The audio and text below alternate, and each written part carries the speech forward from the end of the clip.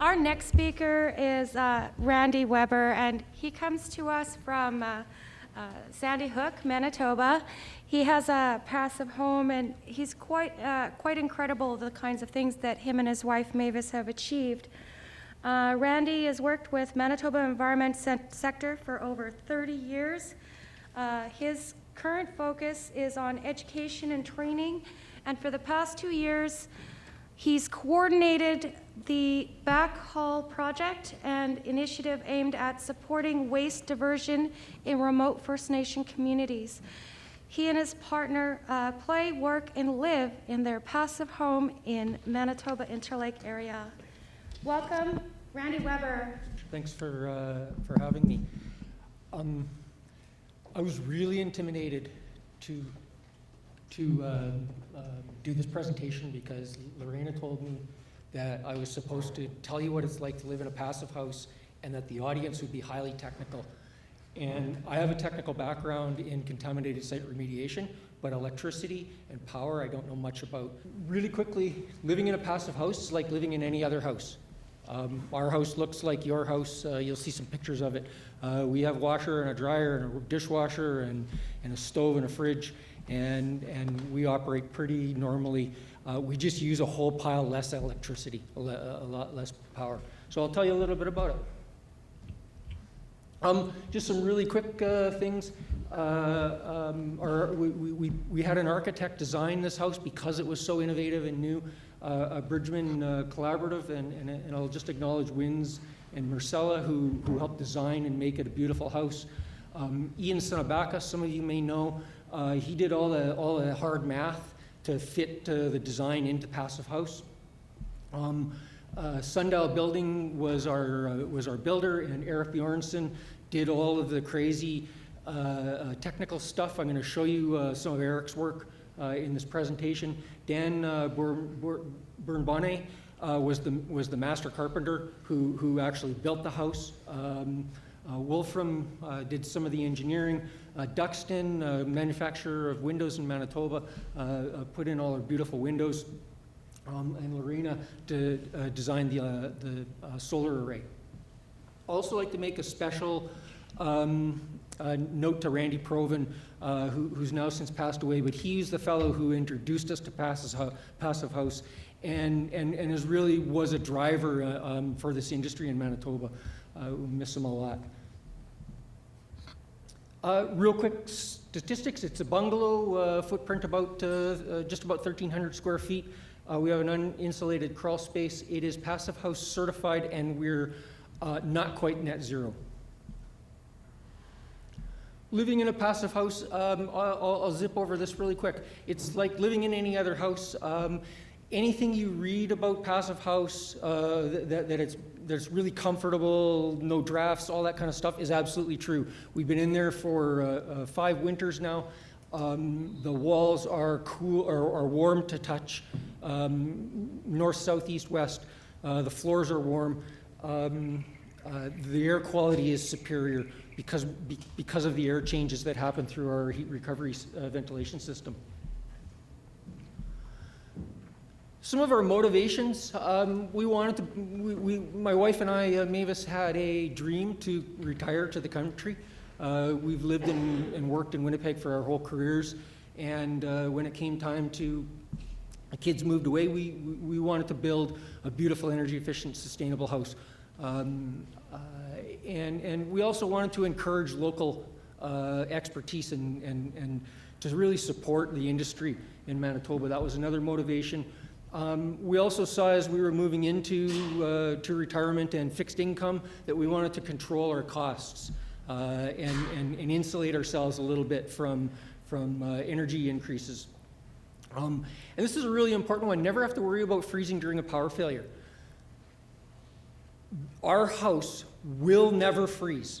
I cannot think of a single scenario, as long as the building envelope is solid, that the power could go out for a week at 30 below in January and the house will not freeze. It might be a bit uncomfortable, but we will never have frozen pipes. None of that kind of stuff will ever happen in this house. It's that energy efficient. And then the last inspiration from my perspective, way back in the 1980s when I was doing research for my master's thesis, I came across this book by a guy called Amory Lovins called Soft Energy Paths. And it really spoke to me at that time as an idealistic young man.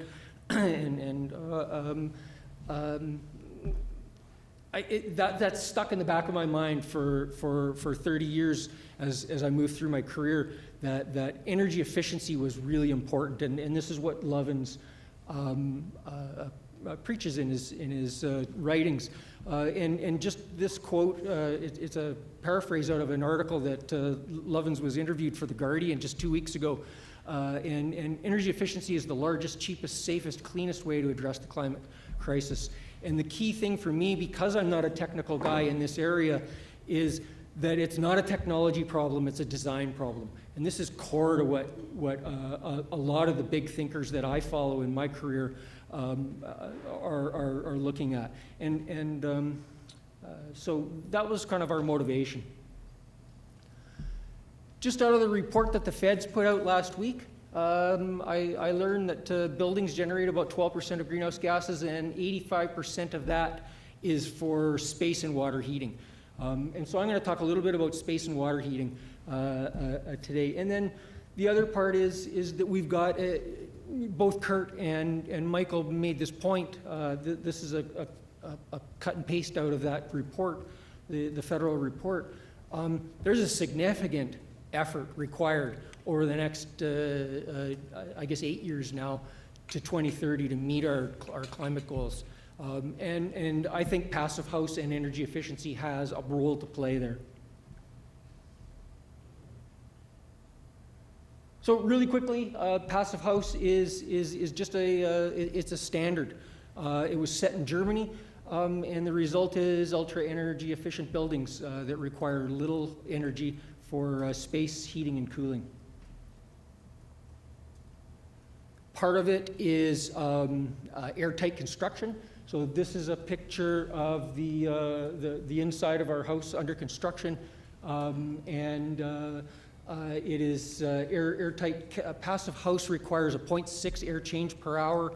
Our requirement, our house came in at 0.26 with the air change blower test.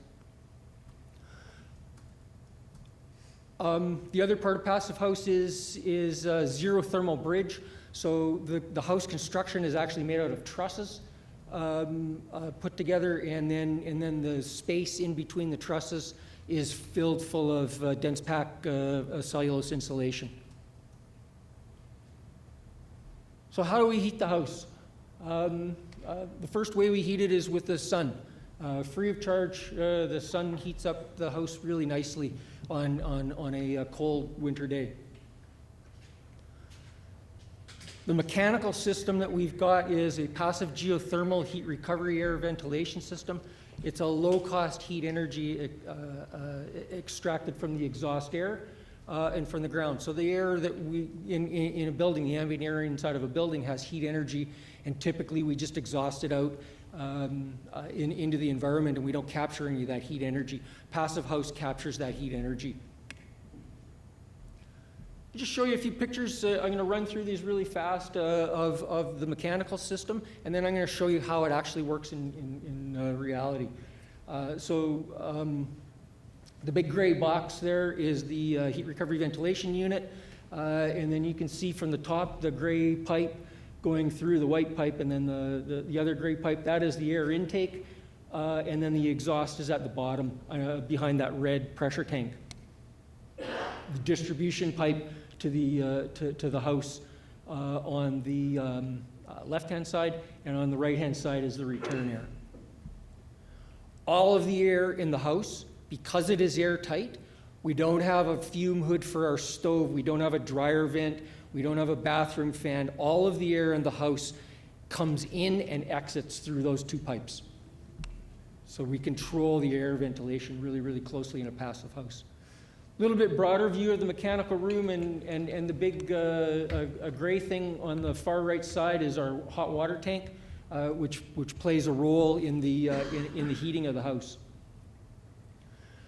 We have a ground loop system, a passive ground loop system. In our case, because we're on an acreage, we got lots of real estate, we went for a trench system. You can easily go down with a drill rig and drill a hole, but for us it was cheaper to rent a backhoe than a drill rig. There's about 200 feet of 1.5 inch ABS pipe is our ground loop. This is the innovative part that Eric created. The air that comes in through the system, so that black thing on the right side, right side of the screen there, is got a coil with fins on it, and the fluid in the ground loop flows through that coil, and the air is forced past the fins. And that's our passive heating, cooling, conditioning coil. Just another look at the mechanical system. There's some control switches on the top there that control the motors and pumps. The hot water tank again, and the hydronic system pipes, and I'll explain the hydronic system in a sec. The HRV intake and exhaust, and in the interior of the HRV. And then this is where I'm going to get messed up with some terminology, perhaps technical folks forgive me. The power settings. We typically have ours set at a medium setting, so we're using about 30 watts of power, if I understand how that works correctly, to run the HRV. The ground loop pump is a 12-watt power requirement. It's just a tiny little impeller pump. And it runs, that ground loop basically runs 24/7, 365, because it provides a cooling effect in the summertime as well as a warming effect in the winter.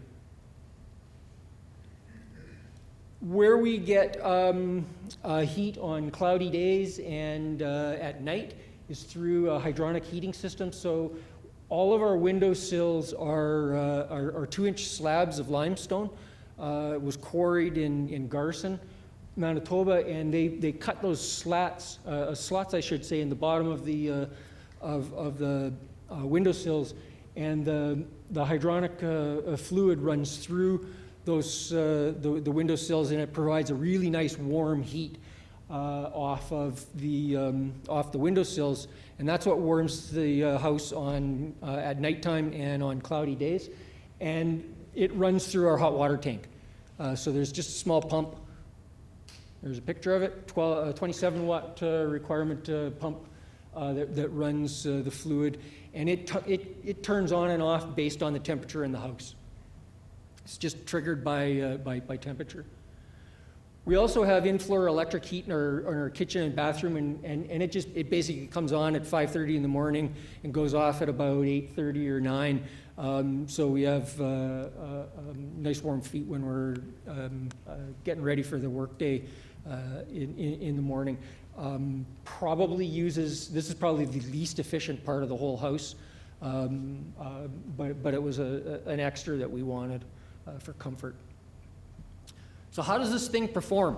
And it's really interesting because both the previous speakers, Michael and Kurt, talked about this 35 below scenario that we always have in Manitoba. And so a few years ago we had the polar vortex, and I did a little bit of measurements. So that was it was 6:30 in the morning, and I got up and it was 39 below.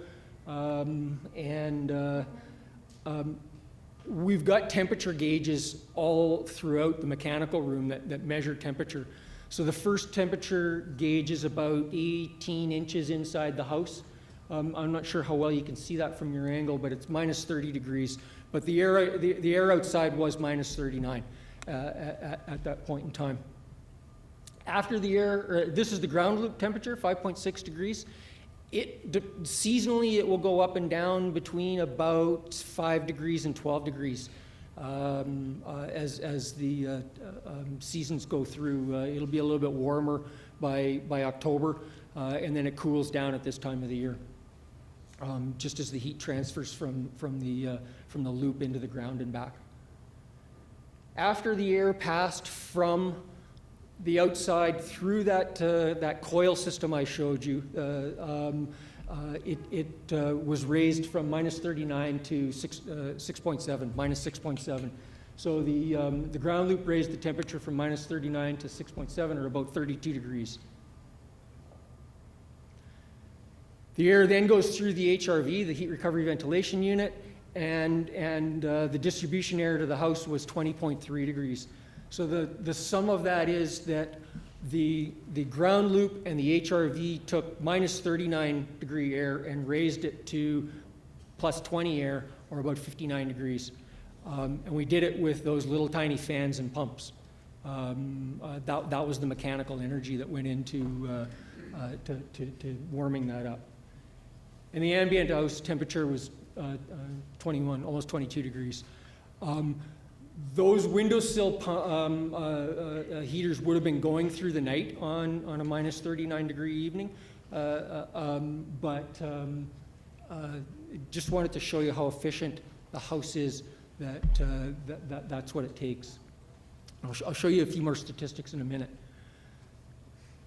All of the fixtures in our house are LED, super energy efficient fixtures, with the exception of this antique lamp that came from my wife's grandma. It's got a 300 watt light bulb in the middle, and then the 3 light bulbs around it, which are 60 watt each. We can actually warm the house up with this light. If it's a cloudy, cool, crappy day around dinner time, if we throw this light on and then cook dinner, it'll make the temperature in the house nice. Again, just illustrating how easy it is to heat a space that is well insulated. So just some statistics for you. I broke these costs down into the envelope, which is key to passive house, and then the interior. You can fill an interior of a house up with all kinds of fancy gadgets and everything else. So I broke it down. So we're about $212 square foot for the envelope. These are 2016 dollars. Total project was about $308 to $307 per square foot. The solar grid, we have a 4 kV grid-tied solar installation. It was $17,500, and with the hydro rebates, we were able to get it in at $5,000, almost $6,000. We would not have done this without the hydro rebate. That was a key decision making. Because we use so little power, it wouldn't have made sense for us to at the time if we didn't have that hydro rebate. So thank you, Manitoba Hydro.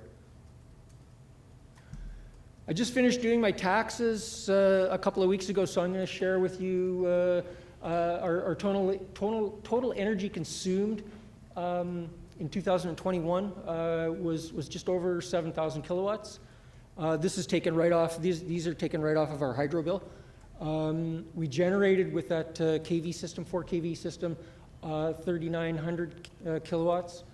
Our total energy cost, so GST, PST, hydro fees, came in at $825. With the energy income offsetting that, our total energy bill last year was $475.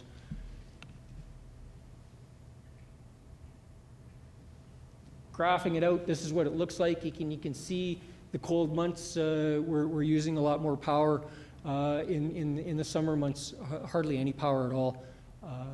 And then on the bottom, the energy production's a little bit more sporadic. It's going to depend on cloudy days and that kind of thing. Some challenges.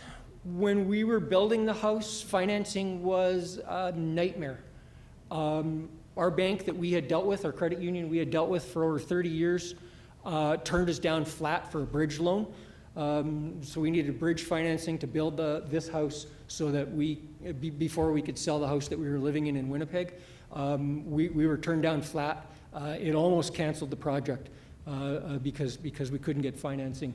The banking industry needs to do a way better job in looking at these things. Insurance was the same thing, getting insurance. The very first question the bankers ask you and the insurance people ask you is, how are you going to heat your house? And there is no box on their form for the sun. But it was really frustrating because you're sitting across the desk from an individual who's very earnest and very nice, and then they're flabbergasted with question number one because the biggest concern in Manitoba is we don't want our houses to freeze because we freeze the pipes and then our whole house gets messed up. And again, our house will never freeze, ever, as long as the envelope stays contained. Passive house certification was really time consuming. It was a lot of work.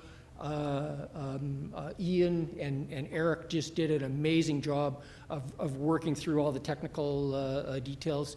They were working with a fellow called Andrew Peel out of Ontario, and the three of them were really did a yeoman's job on this, but it was a long and painful process to get certification.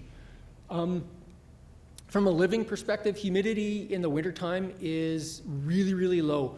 Because of the solar gain, the house really gets warm sometimes in the wintertime. We've got a hardwood floors and hard wood cabinets, that kind of thing, and they shrink. The wood just shrinks quite a bit. So humidity is a really interesting challenge. In the wintertime, the sun is intense. In the summertime, it is very intense. And then we had power outage concerns because we're in the country. Those of you that live in the country know sometimes you have when the power goes out, you're in trouble. With us, because we can't have any kind of other perforations and backup when the power goes out, it does provide some concerns. Some of the things we're doing about it, on the west side of our house, we built a pergola last year that provides shading.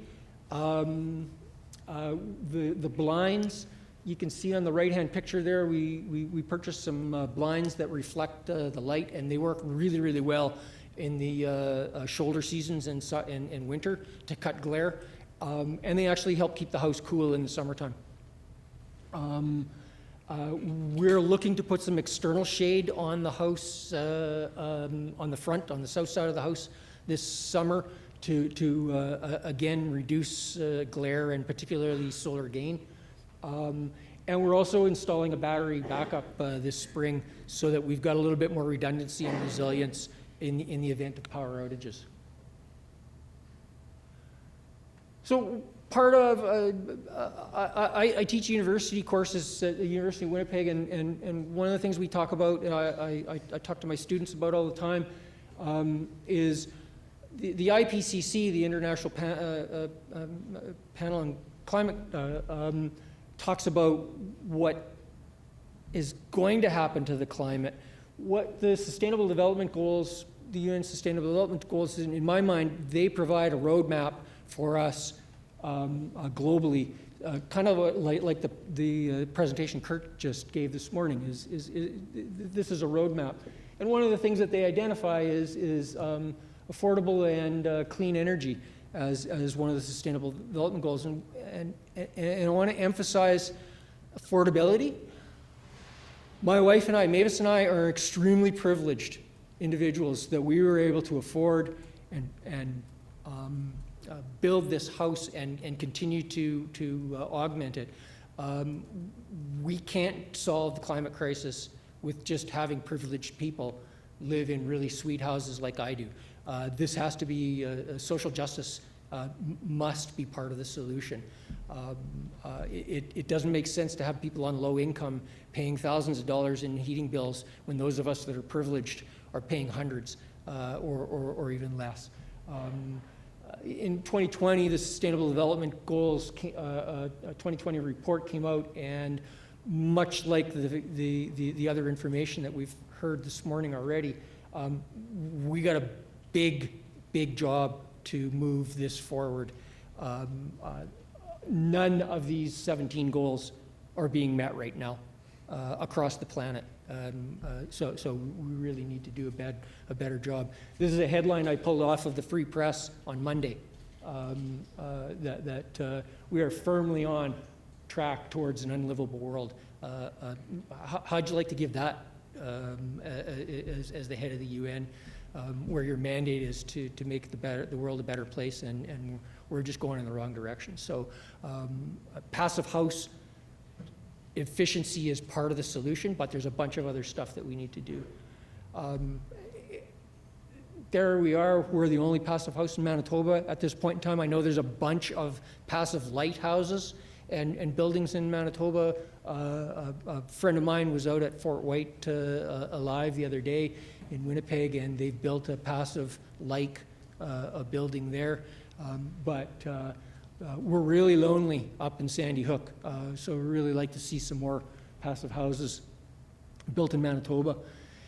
And Michael had a much more succinct quote when he closed his presentation off. This is a thinker, Paul Hawken, that has really influenced me quite a bit in my research and work. The most effective way to exist in a world that's heading in a wrong direction is to act. And I'd encourage each of us in our own ways, with our own capabilities, to act and institute, implement, construct, enable practices and techniques that dramatically reduce our impact on the environment. And with that, I will thank you. Would it be any easier now that you've forged the pathway for the next person in Manitoba, do you think? People and builders are their province, and every one of them needs a business lesson. So maybe it might get easier, but I think there's still huge challenges in those industries. But personally, just from the anecdotes that I get from other folks who are looking for an education house. Thank you for all this information. From a practical point of view, you have to leave your house to get into your car. So where are you storing your car? And has it got the same, do you have to wait for -30 or? No, it's just plugged in with a block heater and outside. We don't have a garage. That's probably one of the big energy sucks on that energy usage that I showed you, is a block heater. You put up a schematic of the house that showed the house and then within it a red area. Was that just to illustrate the envelope, or wasn't sure what that was? Oh man, that was a screen grab from the design drawings. Oh. So it was just random. I'd have to go back and read the drawings and tell you what that meant. Okay, I have another question too. Did you have any sense back in 2016 whether that $307 a square foot was 10%, 20%, or how much above a so-called normal house? About 20. And because we were breaking new ground, no one had ever done this in Manitoba before, the feeling from everybody was that the prices were a little bit more than once the industry gets used to building houses to this standard, that costs will come down. But yeah, a passive house is more expensive than a conventional house. But you need to look at it in the economics. The other thing that's wrong, in my opinion, is that the economics are all wrong, because we look at construction costs in one bucket and then operating costs in another bucket, and they don't connect. And the lifetime operating costs for me are going to be really, really low, as opposed to a conventional house that might be cheaper to build, but way more expensive to operate. Wayne grew up in the Dropmore area of western Manitoba on a mixed farm, as many of us did, and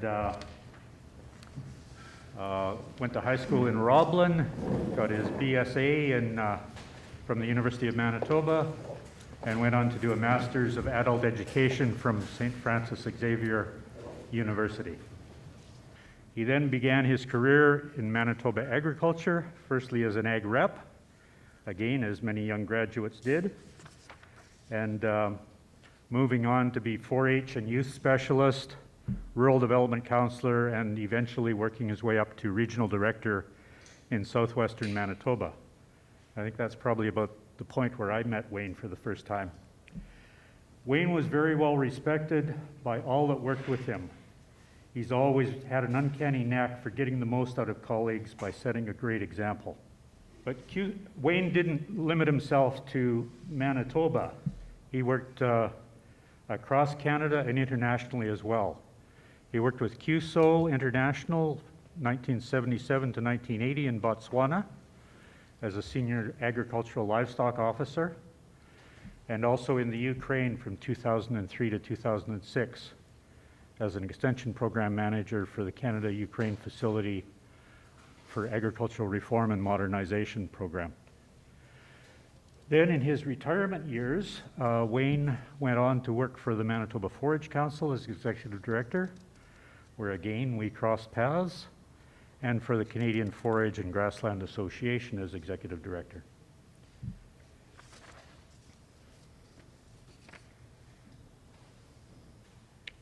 Whoops.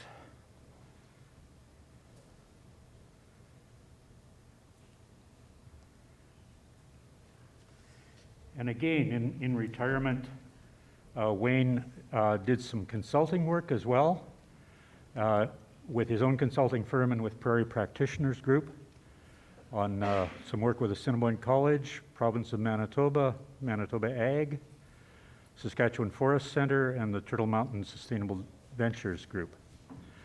Did a number of projects working with sustainable energies like biomass and ethanol.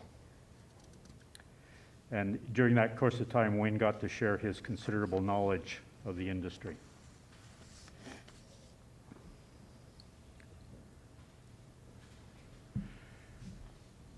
As Wayne got involved in ManSEA, he was a driving force behind ManSEA in the early days, and we owe a huge debt to him for whatever success we may have been able to achieve.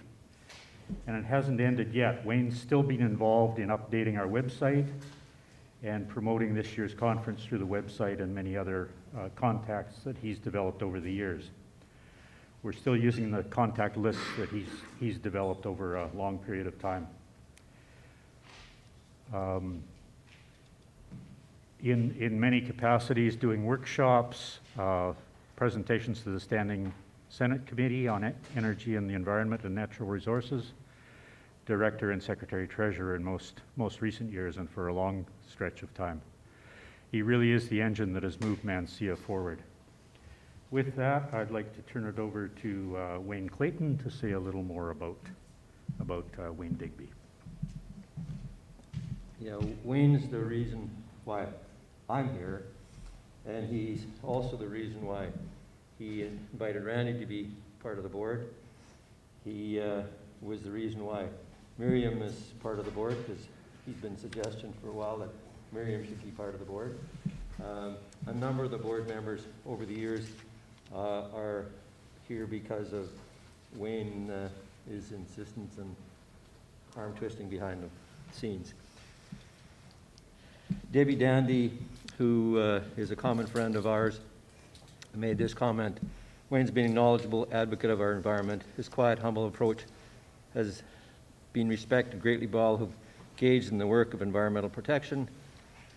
So Wayne has touched so many different organizations, but I can't stress enough that ManSEA would not be here today if it hadn't been for Wayne Digby. And we appreciate that immensely.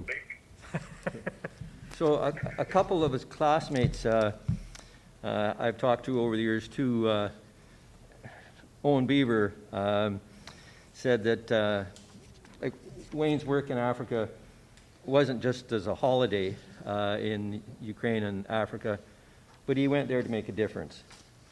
Fraser Stewart said that Wayne's been promoting sustainable and renewable aspects of Manitoba agriculture back when, like, before it was a popular thing to be talking about. Wayne was thinking forward. Many of you will know Bruce Duggan, and Bruce has known Wayne for a lot of years too. And Bruce was quite succinct. He's a visionary, and that's pretty much sums it up. So back when Wayne was regional director, a tag in the bottom of his emails was a quote from Harry Truman. It's amazing what can be accomplished if you don't care who gets the credit. And many of you will know people in different organizations that were behind the scenes but moved things forward. Didn't care who got the credit, but that's how stuff happened. Wayne has lived that phrase more than anybody that I know. And as I say, that's why ManSEA is where we are today. And back to me again for a second. We wanted to recognize that Wayne and Phyllis have put in many years of selfless work on behalf of ManSEA. And we also wanted to let you know that we do have a little token of our appreciation. We understand you're going to be writing lots of checks and signing documents with your upcoming move to Ottawa, so something a little bit special to use for that task.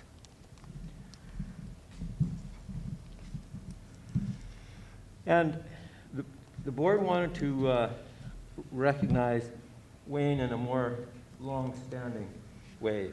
So Wayne has been involved with trying to promote sustainable energies in high schools and stuff over the years. So we've decided to, well, we've also had prizes at science fairs over the years too. We want to take this to a little bit higher level. So we're establishing the Wayne Digby Award for Sustainable Energy to be presented annually by, well, we don't have all the details worked out yet. Actually, over supper last night, we made some refining of this, and if Wayne is okay, maybe Wayne can help refine the details of this. But Gabe and Lorena are putting a proposal together that for how this is going to look. But the board has agreed to put up some money every year for a prize or prizes for this Sustainable Energy Award in honor of Wayne Digby.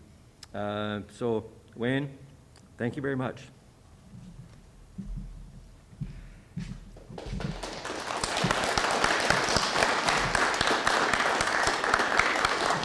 And my thanks as well, Wayne, and the floor is yours if you want to say anything in response.